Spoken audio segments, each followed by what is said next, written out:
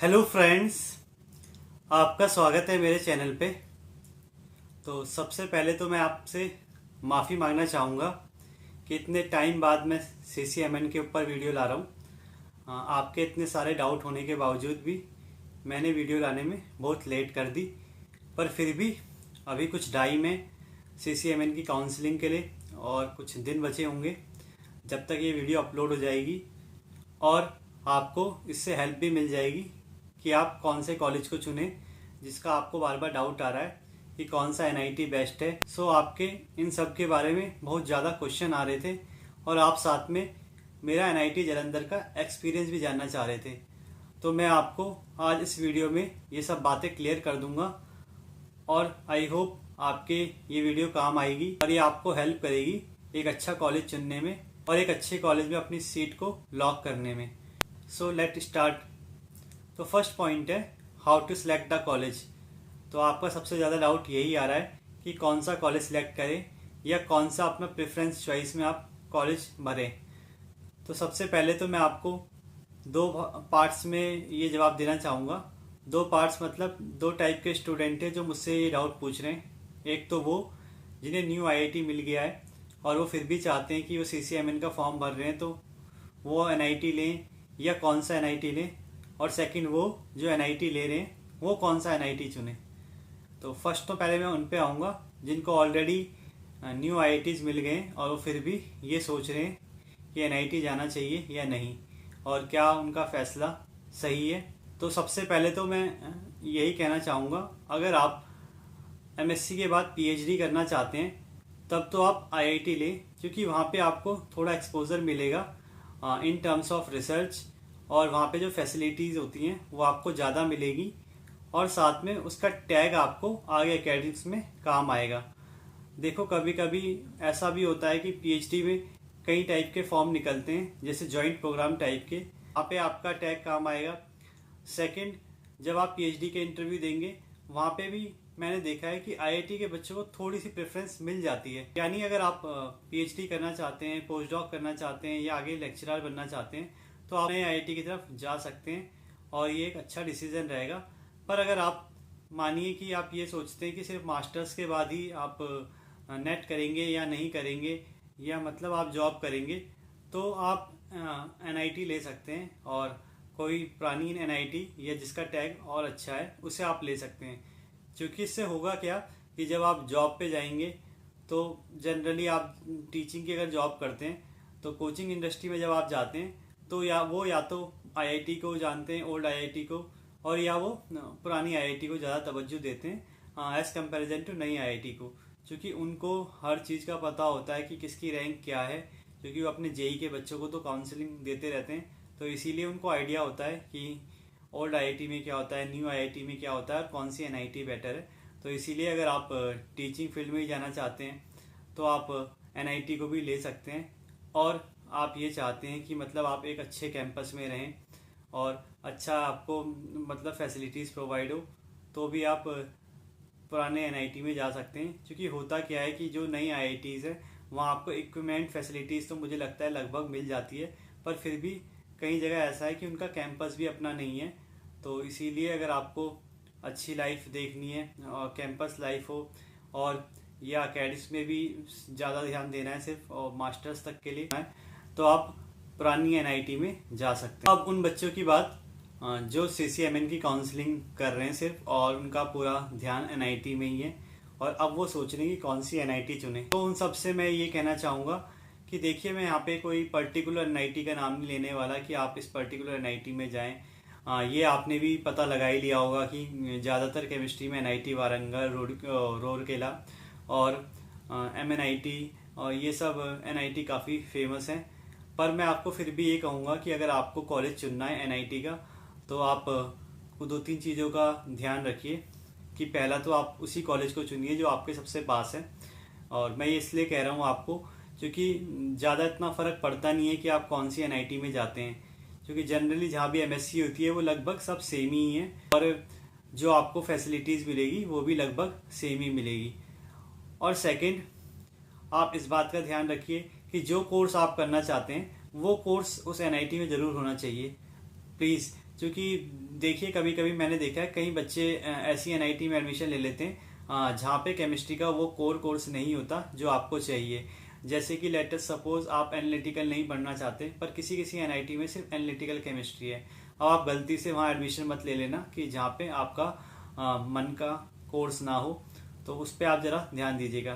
Third, आप अगर placement देख के किसी एनआईटी में जाना चाहते हैं तो मैं आपसे ये कहूँगा कि जनरली एमएससी डिपार्टमेंट में प्लेसमेंट एनआईटी में होती नहीं है, और अगर होती भी है तो आपको वो एक ऐसी नॉर्मल प्लेसमेंट मिलेगी, या मतलब आपको इतना पैकेज मिलेगा जो आप इजीली विदाउट प्लेसमेंट के भी, यानी आप जब आप कॉलेज से निकल जाएंगे तब भी आप उसे पा सकते हैं। मेरा कहने का मतलब है कि आप प्लेसमेंट के फैक्टर को तो इग्नोर कर ही सकते हैं, और वैसे आपको वो इतना काबिल बना ही देंगे कि आप बहुत अच्छा कर लेंगे अपनी लाइफ में। अब सेकंड है, आप सभी का ये डाउट है कि सर अब एनआईटी क्या वर्थ है, मतलब आप आईआईटी में नहीं जा पाए, तो जो भी सीसीएमएन की काउंसलिंग कर रहे हैं तो यही सोच रहे हैं कि सर एनआईटी वर्थ है, मतलब उन्हें आईआईटी में जाना चाहिए या दोबारा ड्रॉप करना चाहिए, या एनआईटी आईआईटी में आपको क्या फ़र्क देखने को मिलेगा। तो मैं आपसे ये कहूँगा कि एनआईटी आईआईटी में अगर आप एमएससी करना चाह रहे हैं और आप सोच रहे हैं कि इसमें कुछ ज़्यादा फ़र्क, तो मैं आपको बताऊं सिर्फ 19-20 का फ़र्क आपको एनआईटी आईआईटी में मिलेगा। मतलब ऐसा कोई फ़र्क आपको ज़्यादा देखने को नहीं मिलेगा एनआईटी और आईआईटी के अंदर। जनरली दोनों बिल्कुल सेम ही, दोनों में जनरली सेम फैसिलिटी आपको मिलती है, और दोनों में ही आपको रिसर्च वर्क करने को मिलता है सेकेंड ईयर में, और जिससे आपको एक रिसर्च एक्सपोजर मिलता है और उसका फ़ायदा आपको आगे अकेडमिक में होता है अगर आप पीएचडी करना चाहते हैं या आगे पढ़ना चाहते हैं। और अगर आप कैंपस की बात भी करें और या एक हेल्दी इन्वायरमेंट की बात भी करें या टीचर स्टूडेंट के इंटरेक्शन की बात करें, तो वो सब भी आपको एनआईटी आईआईटी में लगभग सेम मिलता है, और कोर्सेज भी आपको सेम ही प्रोवाइड होते हैं। तो कहने का मतलब ये है, अगर आप एनआईटी में भी जाते हैं और आप आईआईटी में नहीं जा पाएँ तो मैं आपसे यही कहूँगा कि बिल्कुल भी आपको ऐसा कोई डिफरेंस नहीं मिलेगा। और साथ में कुछ इंटर्नशिप प्रोग्राम्स होते हैं एनआईटी में और आईआईटी में भी, तो आप अगर एनआईटी में आईआईटी में जाना चाहते हैं तो आप एनआईटी के इंटर्नशिप प्रोग्राम में आईआईटीज में भी जा सकते हैं, तो आपको वहाँ का एक्सपोजर भी देखने को मिल जाएगा। तब आपको शायद ये यकीन हो जाएगा कि दोनों जगह चीज़ें थोड़ी सेम सी। थर्ड, आप मेरा एक्सपीरियंस जानना चाह रहे थे एनआईटी जालंधर का, या आप ये जानना चाह रहे थे कि मैंने एनआईटी जालंधर क्यों चुना और क्या मेरे को वहाँ पे मिला। तो मैं आपसे ये कहूँगा कि जनरली मैं दिल्ली एनसीआर में ही रहता हूँ, गाजियाबाद में, तो सबसे पास यहाँ से जालंधर ही है, और या एमएनआईटी जयपुर कह सकते हैं। तो पास के अकॉर्डिंग ही मैंने एनआईटी जालंधर चुना। तो एनआईटी जालंधर में अगर मैं आपको एक्सपीरियंस बताऊं तो काफ़ी एक अच्छा एक्सपीरियंस था एनआईटी जालंधर में। और एनआईटी जालंधर के बारे में और भी चीज़ें मैं बताना चाहूँ तो आपको हर वो फैसिलिटी मिलती है जो आपको एक आईआईटी में मिलती है। उसका कैंपस भी आपको अच्छा मिलेगा और एकेडमिक्स भी काफ़ी अच्छा है, और जो वहाँ पे टीचर्स हैं वो भी काफ़ी अच्छे हैं। और कुछ बच्चे पूछना चाह रहे थे कि वहाँ पे आपको सीएसआर नेट गेट की प्रिपरेशन के लिए टाइम मिलेगा, तो मैं आपसे कहता हूँ कि हाँ, आपको बिल्कुल टाइम मिलेगा, और इतना टाइम आराम से मिल जाता है कि आप सीएसआर नेट गेट निकाल लेते हैं। और साथ में आपको प्रोजेक्ट भी करने को मिलेगा 1 साल। और एक और चीज़ है वहाँ पे कि आपको समर इंटर्नशिप प्रोग्राम करना होता है, तो उसके दौरान भी आपको दूसरे कॉलेजेस में जाने का मौका मिलेगा जहाँ भी आप जाना चाहते हैं। तो ये सब चीज़ें हैं कि जो एनआईटी जालंधर को काफ़ी यूनिक बनाती है और काफ़ी अच्छा बनाती है। बाकी देखो, सबके एक अपना डिफरेंट एक्सपीरियंस होता है। ये मेरा एक्सपीरियंस है कि मतलब मुझे हर चीज़ ठीक मिली या ठीक लगी, पर आप फिर भी अपने अकॉर्डिंग चीज़ों को चूज़ करिएगा। और बाकी मुझे एमएससी करे हुए भी 3 साल से ऊपर हो गए, ये एक्सपीरियंस 2017 का है।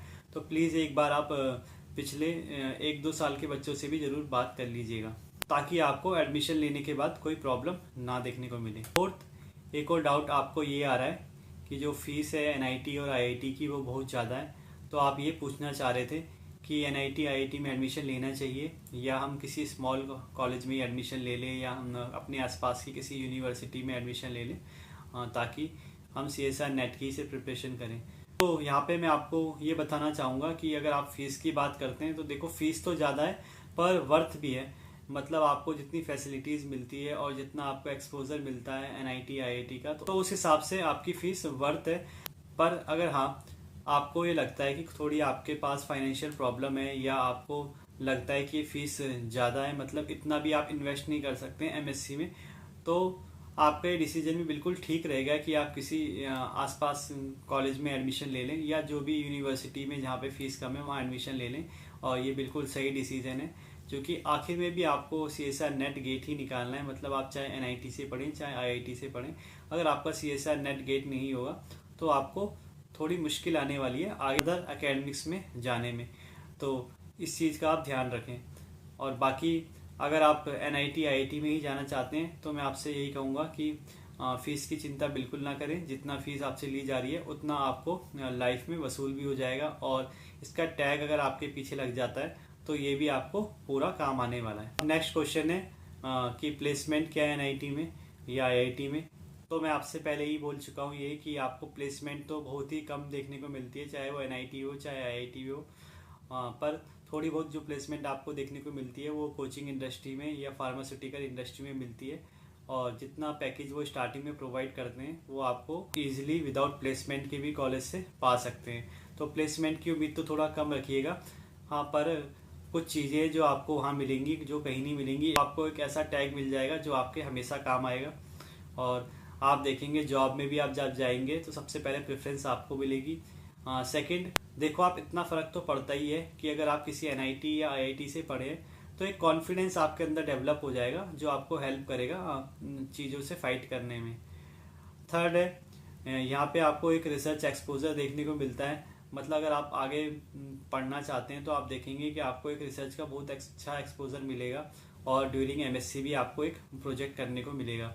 बाकी लास्ट में मैं ये कहना चाहूँगा कि ये सब एक इंडिविजुअल पर्सन पे डिपेंड करता है। अगर आप अच्छे हैं तो आप हर जगह अच्छा करेंगे, और अगर आप कुछ नहीं करना चाहते तो आपको हर जगह ही दिक्कत आने वाली है। तो क्वेश्चन है कि कुछ बच्चे स्टेट यूनिवर्सिटी से हैं तो वो ये जानना चाह रहे थे क्या NIT IIT में हिंदी में पढ़ाते हैं, या उन्होंने हिंदी में BSc करी है तो वो कैसे MSc करेंगे IIT में या NIT में, साथ में वो कैसे NIT IIT के प्रेशर को सर्वाइव करेंगे।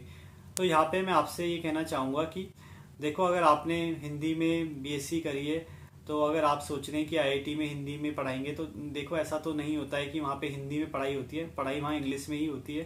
पर एक छोटी चीज़ है कि आप इस चीज़ से भी सर्वाइव कर जाएंगे अगर मैं आपको कहूँ तो। क्योंकि NIT जालंधर में जब हम पढ़ रहे थे उस दौरान भी 4-5 स्टूडेंट हमारी बैच में ऐसे थे जो हिंदी मीडियम से पढ़ के आए थे, पर उन्होंने थोड़ी मेहनत करी और उन्होंने ये चीज़ सर्वाइव कर ली। और साथ में एक और चीज़ मैं यहाँ पे जोड़ना चाहूँगा कि प्लीज़ आप इंग्लिश में पढ़ने से घबराए नहीं, क्योंकि देखो आगे आपको इंग्लिश में ही करना है। मतलब ये तो है कि आप ज़्यादातर अगर इंग्लिश में ही जान लेते हैं चीज़ें तो ज़्यादा बेटर रहेगा, क्योंकि 95% से ऊपर आपको हर जगह इंग्लिश में ही चीज़ें देखने को मिलेंगी। तो आप तो खुश होइए कि आपको एक नया एक्सपोजर मिल रहा है, और जो चीज़ें आपने स्टार्टिंग में नहीं कर पाए थे वो आप यहाँ कर पाएंगे। और साथ में आपको इतना टाइम मिलता है हॉस्टल लाइफ में भी, और इतने अच्छे फ्रेंड्स आपके होते हैं जो आपको हेल्प करते हैं ये सब चीज़ें सीखने में। टीचर भी आपके साथ कॉपरेट करेंगे, इसकी आप दिक्कत ना लें। रही अगर प्रेशर की बात, तो देखो प्रेशर जितना आपके पास है उतना ही हर स्टूडेंट के पास रहता है, और वो हर जगह ही आपको मिलेगा, किसी कॉलेज में या यूनिवर्सिटी में। ऐसा कुछ भी नहीं है कि NIT IIT में ज़्यादा परेशान करते हैं। अगर आप चीज़ें अच्छे से करते हैं, प्रॉपर वे से करते हैं, तो आपको इतनी दिक्कत नहीं आने। अब सबसे लास्ट क्वेश्चन और सबसे ज़्यादा पूछे जाने वाला क्वेश्चन कि CSR नेट गेट के लिए क्या टाइम मिल पाता है जब आप NIT से MSc करते हैं या किसी IIT से MSc करते हैं। तो मैं आपसे ये कहूँगा कि देखो आपको पूरा टाइम मिल जाता है CSR नेट गेट के लिए। देखो ऐसा होता है कि जनरली फर्स्ट ईयर में तो क्लासेस 4-5 तक ही होती है, तो उसके बाद आपके पास पूरा टाइम होता है। हॉस्टल में रहते हैं तो ऐसा तो है नहीं कि आपको कुछ खाना वाना बनाना होता है, या मतलब आपको और कुछ काम होते हैं घर के, तो वो पूरा टाइम आपको मिलता है। साथ में सेमेस्टर ब्रेक मिलता है तब टाइम मिलता है, और 2 सेमेस्टर के बीच में भी एक गैप आता है तब टाइम मिलता है। और साथ में सैटरडे संडे ज़्यादातर छुट्टी रहती है हर IIT NIT में, तो वहाँ पे भी आपको टाइम मिलता है। और यहाँ पे एक और बात है जो आपकी सोचने की है कि आप देख सकते हैं कि जैसे कोविड का टाइम चल रहा है, और देख ही रहे हैं आप कि आगे भी कोई डेल्टा प्लस वेरिएंट की बात हो रही है। तो मुझे शायद ऐसा लगता है कि शायद ही आपको फर्स्ट ईयर तो कॉलेज जाने को मिले, तो इसीलिए आप इस दौरान भी मतलब अपने टाइम को यूटिलाइज़ कर सकते हैं, और किसी ऑनलाइन कोचिंग लेके या घर पे ही सेल्फ स्टडी करके भी आप पढ़ सकते हैं। तो आप ये ना सोचें कि आपको कैंपस में टाइम नहीं मिलेगा। जनरली मुझे लगता है आपको कैंपस जाने को भी मुश्किल ही मिलेगा फर्स्ट ईयर में, तो आप पे पूरा टाइम है। फर्स्ट ईयर में भी आप निकाल सकते हैं आराम से CSR नेट गेट। और अगर आप मैं सेकेंड ईयर की बात करूं, अगर आप ये सोचते हैं कि प्रोजेक्ट में बिल्कुल टाइम नहीं मिलता है, तो देखो ये भी डिपेंड करता है गाइड पे और इस पे कि आप किस टाइप का काम करते हैं। देखो अगर आपको बिल्कुल ही रिसर्च पे इंटरेस्ट है या आप किसी पर्टिकुलर टॉपिक में इंटरेस्ट है, तो आप उसे ले सकते हैं ड्यूरिंग MSc। पर अगर आपको ये लगता है कि अभी आपको ये आइडिया नहीं है कि आपको आगे क्या करना है और क्या किस टॉपिक में आपको इंटरेस्ट है, तो आप मुझे लगता है कि आप उस टॉपिक को चुनिए जहाँ पे आपको ज़्यादा दिक्कत ना आए या ज़्यादा काम ना करना पड़े, ताकि आपको इतना टाइम मिल जाए कि आप CSR नेट गेट निकाल पाएँ और उसके बाद आप पर्टिकुलर फील्ड में जा पाएँ। तो आई होप अब मैंने आपके पूरे डाउट क्लियर कर दिए होंगे, और आगे भी ऐसी इन्फॉर्मेटिव वीडियो देखने के लिए वीडियो को लाइक करें, शेयर करें और चैनल को सब्सक्राइब करें। Thank you.